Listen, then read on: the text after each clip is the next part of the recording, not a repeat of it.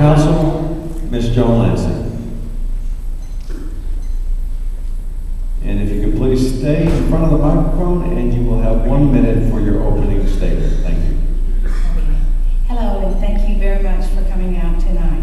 As you know, I'm a graduate of Central High School and Southeastern Louisiana University, where I became a registered medical technologist. Yes, I was one of the vampires. I'm married, had 3 sons that all graduated from Central schools. I went to work at Zoe and established the first Central child care, my first licensed child care in Central. I went to work with CABA, and we worked hard to establish it and served 3 years term as the president. Early in the 1990s, we tried to incorporate Central. We were unable to do so because we did not have a tax base. When I heard of this incorporation, I jumped on the bandwagon. I would like for you to know that I serve on the Lane Regional Hospital Board, CCA Board, and this administration has worked hard to serve you. I've made a few mistakes, and I worked hard to correct them. My door has always been open. I have answered all phone calls and emails that I have received. All right, and that concludes your opening statement time. Thank you so much. Okay. All right, your first question, and you will have 2 minutes. Are you in favor of single-member districts and term limits? Why or why not?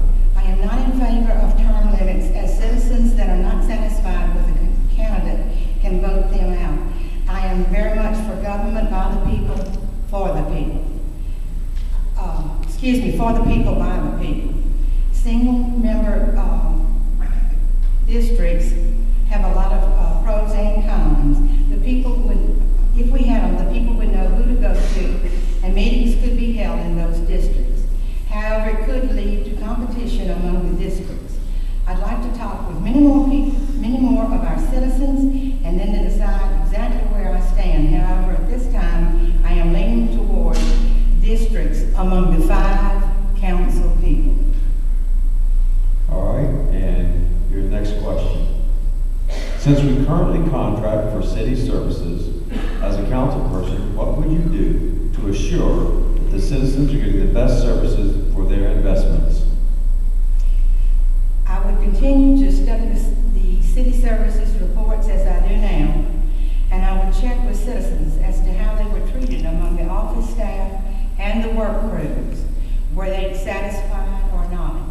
I'm sure you're aware that some city service employees have already been replaced. This saves us a tremendous amount of money by contracting with the city services. I'll continue to discuss the finances of the city with our accountant to make sure that we are remaining financially sound and within our budget. All right, that concludes your questions. Thank you.